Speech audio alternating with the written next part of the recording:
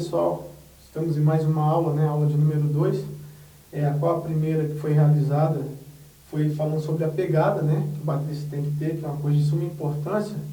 E essa segunda aula hoje nós vamos estar abordando sobre partitura, né, a leitura da partitura, que é uma coisa muito importante para você iniciante, para você que já toca há algum tempo, e é o profissional, né, que às vezes tem um grande talento e quando ele é requisitado para fazer uma leitura na partitura, ele sente um pouco de dificuldade. Então eu quero aqui dividir o conhecimento, né?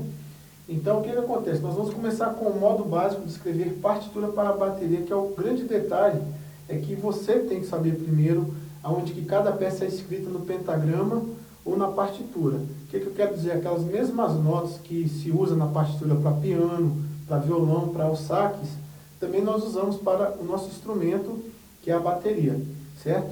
Então o que acontece? Eu vou estar falando aqui, abordando em cada espaço, em cada linha do pentagrama, onde que cada peça desse grande instrumento nosso aqui vai ser colocado para depois a gente poder falar sobre a questão de ritmos em si, ok?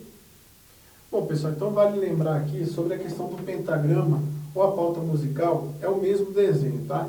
Então vai ter algumas pessoas, alguns regentes de banda, maestros ou líderes de louvor, ou seja, um líder de uma banda de baile, né, ou seja, numa grande orquestra, ele fala, ó, baterista, aí vamos estar no segundo pentagrama, na segunda pauta da música. Então, o que é a pauta ou pentagrama? É um grupo de 5 linhas com 4 espaços, a qual essas linhas, esses espaços, você vai contar de baixo para cima. Então veja bem, aqui nós temos um pentagrama.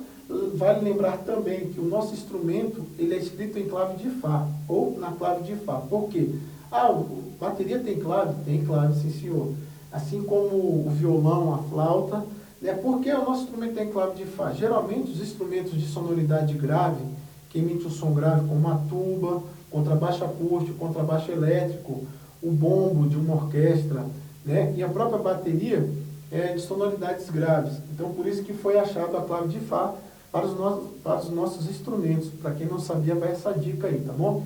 Então vamos lá. No primeiro, nós temos aqui 6 exemplos, né? Que eu vou estar apresentando para vocês. Aqui no primeiro exemplo, nós temos aqui o primeiro pentagrama dividido em 2 compassos.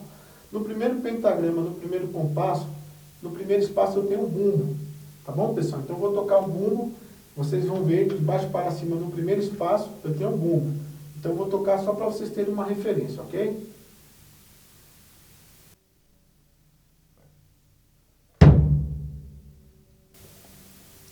Bom, pessoal, então foi tocado o bumbo aí no primeiro espaço.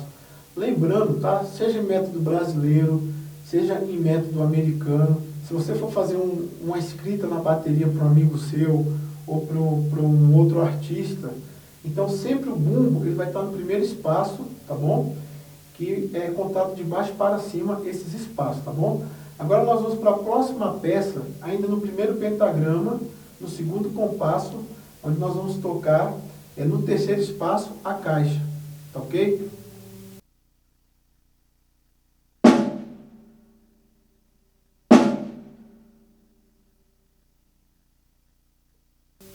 Ok, pessoal, então foi tocado a caixa, novamente eu vou frisar, tá? Nós temos três pentagramas aí divididos em 2 compassos. Então, eu comecei com o primeiro pentagrama, né, do primeiro compasso, ao qual você tem uma semínima representando o bumbo, né? A figura chama semínima, que representa o toque no bumbo, no primeiro compasso. No segundo compasso, ainda do primeiro pentagrama, nós temos uma outra semínima, tá, ok? Com haste para cima, tá? Que isso não vem ao caso agora, nas aulas que virão eu vou estar explicando melhor essa questão dessas figuras, o que é cabeça, o que é haste, tá? Então, o que acontece? No terceiro espaço sempre vai ser a caixa. Então, você já sabe como escrever 2 peças do seu instrumento. Então, o bumbo sempre no primeiro espaço e a caixa no terceiro espaço. Lembrando que a contagem vai ser de baixo para cima. Primeiro espaço, segundo espaço, terceiro e quarto espaço. Agora nós vamos para o segundo pentagrama, a qual nós vamos usar o surdo. Antigamente, alguns métodos, o surdo era chamado de tambor. Essa peça aqui que fica ao lado direito nosso. Tá? Então eu vou estar tocando agora o surdo, para que vocês vejam, está aqui no terceiro espaço agora, perdão, está no segundo espaço, tá bom? A qual eu vou estar tocando, tudo bem?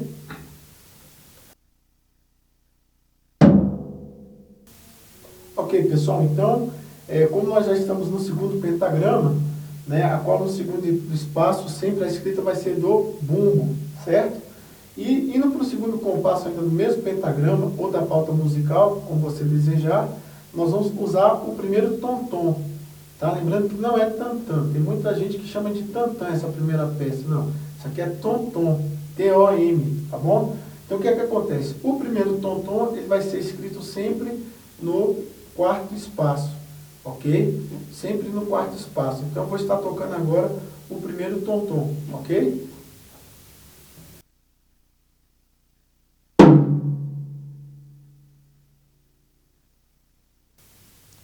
Ok, pessoal, então dando sequência, nesse primeiro exemplo aqui, dos que virão, eu vou estar mostrando no futuro outros modelos, tá? De como, no modo básico para escrever uma partitura para bateria. O que acontece? No segundo tom-tom, nós não temos esse exemplo aqui, mas veja bem, partindo do primeiro tom-tom que está no quarto espaço, o segundo tom-tom viria na terceira linha, ou seja, ele vai vir abaixo da nota do primeiro tom-tom. Então, é muito simples, você tem aqui no segundo espaço do segundo pentagrama o tom-tom no quarto espaço, e você vai imaginar aí o segundo tom-tom na linha, abaixo desse primeiro tom-tom que está no espaço. Tá? Então está muito claro, tá ok? Então boa sorte. Agora nós vamos para o terceiro compasso, né? A qual também nós temos dois compassos.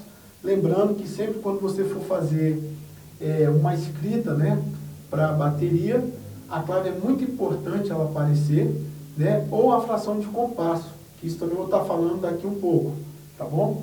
Mas a clave de Fá é importante vocês saberem, tá, baterista? Aqueles que já sabem, parabéns, nos ajude a divulgar para os outros, mas você que ainda não sabe, o nosso instrumento é escrito na clave de Fá, ok? Então vamos lá. Bom, então no terceiro pentagrama, ou na terceira pauta, no primeiro compasso, nós também usamos o hi-hat, né? Lembrando, pessoal, que o hi-hat é o termo técnico do prato. Esse prato que fica aqui, certo? A qual você faz uma regulagem com esse pedal, você tem esse som, né? Futuramente eu vou estar abordando alguns ritmos brasileiros que você vai ter a precisão desse hi-hat. Mas a maioria dos companheiros falam chimbal. O termo chimbal é um termo espanhol, uma palavra espanhola que significa par de pratos, né? Então nós temos aqui o prato superior e o inferior, tá ok? Por isso que denomina-se esse nome chimbal, tá? Mas eu particularmente gosto de falar hi-hat. Eu até acho mais fácil, por incrível que pareça. Mas isso não vai deixar você mais bateristas ou menos. Isso é questão muito pessoal. Tá bom? Então, voltando um pouquinho atrás, lá no segundo pentagrama, a qual no primeiro compasso eu toquei o surdo, que é escrito também no segundo compasso, né? O hi-hat também, em algumas partituras, autores vão escrever o hi-hat apenas com o movimento de pé esquerdo. Tá? Em alguns livros também vai vir escrito contratempo. O que é o contratempo? Porque geralmente ele vai aparecer fazendo o desenho do contratempo, uma marcação, né? Mas hoje também, né, como eu falei para vocês e repito, eu vou estar mostrando outros modos básicos para escrever partitura para bateria, a qual esse hi-hat aqui no primeiro compasso, ele está sendo escrito no segundo espaço, ele pode ser escrito também abaixo da primeira linha, tá? Para você que acha que está um pouco confuso essa parte, fique tranquilo, que não é bicho de sete cabeças. A gente vai estar revendo outros modos, como já falei. Tá bom? Então, eu vou tocar agora o desenho do hi-hat, ou do chimbal, né? No segundo espaço, onde que é usado também para escrever o surdo. Só que essa escrita, ela deixou de ser desusada, até por essa questão de tumultuar um pouco a cabeça de alguns colegas. Então, hoje já é usado bastante esse hi-hat abaixo da primeira linha. Ok? Mas se você mandar assim para mim ou para algum colega, a gente vai entender. E eu espero que você entenda também, ok?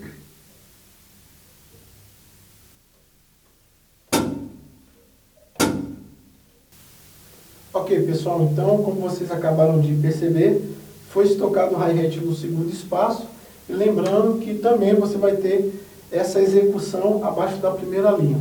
tá bom? Bom, e para concluir essa primeira parte aqui desse primeiro módulo, né, nós vamos para o prato superior, que fica acima da quinta linha.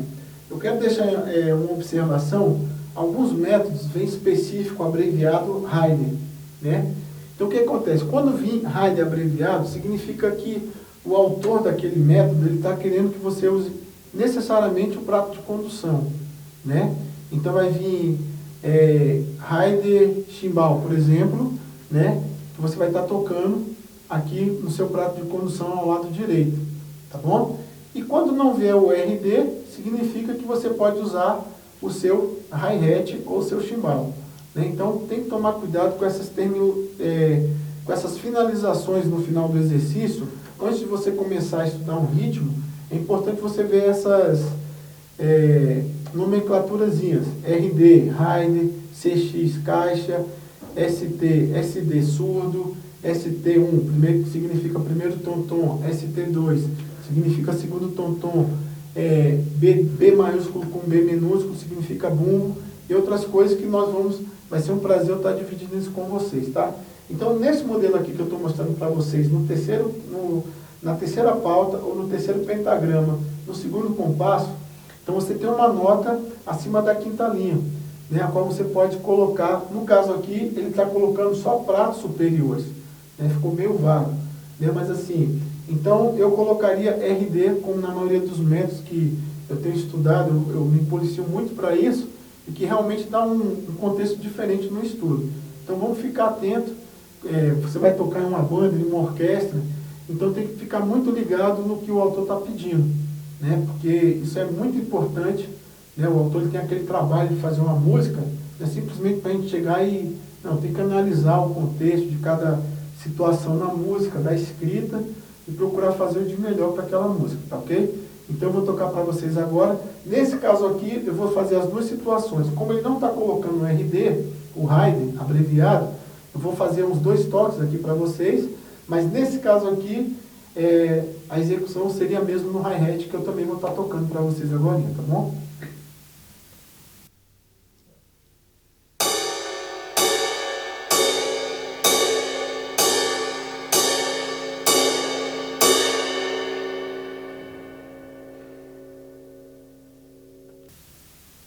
Bom, pessoal, então agora eu vou fazer a mesma execução no hi-hat ou no chimbal, para aqueles que preferirem, tá? Eu vou tocar algumas vezes, então só vamos reforçar esse detalhe, né?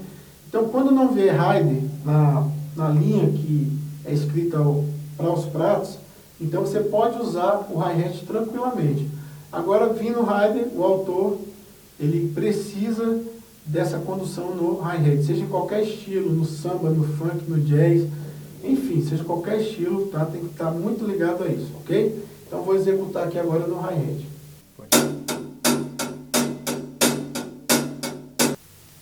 Bom, pessoal, então, como vocês já estão sabendo escrever um modo básico para a partitura, né? Então vocês já são sabedores onde se escreve o bumbo, a caixa e o hi-hat, ou Haydn.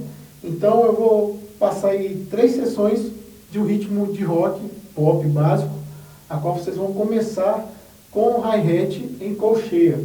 Tá? Então, é aconselhável, pessoal, nesse início, fazer uma contagem. A contagem é importante nesse início de estudo. Né? Eu, como educador na área da bateria, o que eu percebo com a maioria dos alunos, que eles não conseguem, ou não querem, até por um motivo de vergonha, enfim, não querem tocar contando, não sabendo eles que é uma importância tremenda. Ele consegue captar a mensagem que está sendo passado. Então, acima da quinta linha, né, nós vamos começar com o hi-hat, lembrando que nesse exemplo aqui do primeiro compasso, nós temos uma fração 4x4, a qual eu vou falar isso mais futuramente, tá? Onde nós vamos ter 4 grupos de 2 colcheias. Tá? Geralmente, quando você usa colcheia no hi-hat, na maioria dos ritmos que nós tocamos usando colcheia, a qual eu uso essa seguinte contagem: 1, E, 2, E, 3, E, 4, E, 1, E, 2, E, 3, E, 4, E. Ok? Então está bem nítido aqui, tem a numeração para vocês contarem, tá bom? E por que eu estou abordando essa questão também? Gente, você que não tem o costume de ler partitura, que está iniciando com o seu professor, ou que está estudando pela internet um método, enfim, ou está estudando em casa, A maioria das pessoas tem aquela pressa de querer ler tudo de uma vez, sendo que não consegue decifrar uma linha. Qual a dica que eu passo para vocês? Tá? Sempre tem um ditado, vamos devagar para que a gente possa chegar logo. Então, procure entender uma frase primeiro, no caso do hi-hat, a qual eu acabei de tocar para vocês. Pego essa frase do hi-hat, coloca o hi-hat com a caixa, a qual eu vou estar fazendo agora, ok? Então eu toquei o hi-hat para vocês, a qual eu contei, vou repetir de novo. 1, e 2, e 3, e 4, e 1, e 2, e 3, e 4. Então eu toquei o exemplo número 1. O exemplo número 2, vocês observam que a gente vai colocando uma peça de cada vez até fazer essa formação bacana. Agora eu vou acrescentar a caixa. Geralmente nos ritmos de rock, é praxe, sempre a caixa está na contagem do 2 e do 4. Isso também facilita muito, tá bom?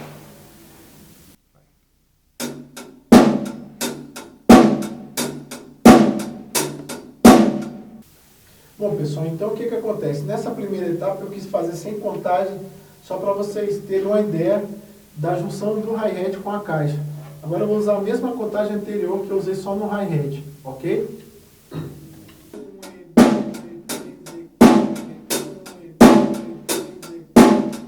Bom, pessoal, então para a gente finalizar essa segunda aula, o terceiro exemplo, né, lembrando, o primeiro exemplo, você só trabalha o hi-hat.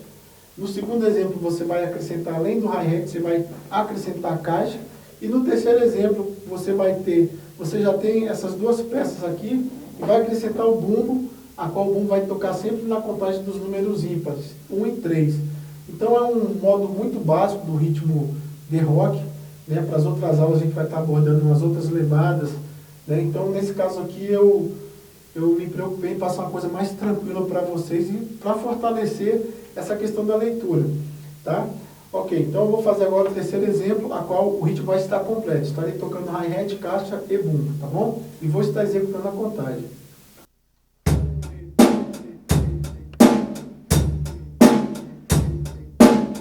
Bom, pessoal, então vai aqui o dever de casa para vocês na nossa aula de número 2.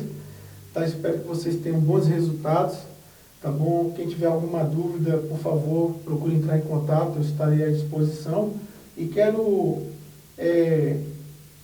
deixar aqui, falar sobre a importância você que quer ser um baterista, seja um baterista de igreja, seja, enfim, tem várias áreas, né, a qual a bateria se encaixa, em vários estilos. Então é importante você dar uma importância para a leitura, né, e não simplesmente se preocupar com a coisa rítmica em si, né, procurar trazer isso junto, que é importante. Você não precisa ser um exímio leitor. Se for, maravilha. Mas é bom você entender, pelo menos, algumas situações, né? Uma delas, a primeira, é essa coisa da escrita. Saber onde que o prato está sendo executado, onde que ele é escrito na partitura, a caixa e o bumbo. Tá bom? Isso é muito importante. Então, não procura se esquivar, não. Tá? Então, procura ter calma, procura falar com o seu professor que tenha paciência com você, não se sinta tímido.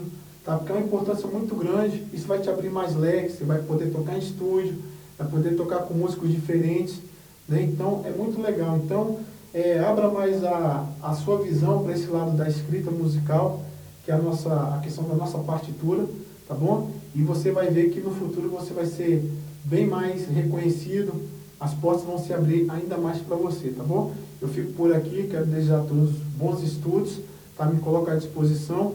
E desde já quero que vocês fiquem atentos na próxima aula, que eu não sei ainda qual vai ser o título. Tá? Mas assim, essa é a aula de número 2, sobre o modo básico de como escrever para a partitura para a bateria. Tá bom? Em outra ocasião também eu vou estar passando outros modelos, mas eu acho que para início a gente fica por aí, que eu acredito que vai dar muito certo para todos vocês. Meu forte abraço e até a próxima aula.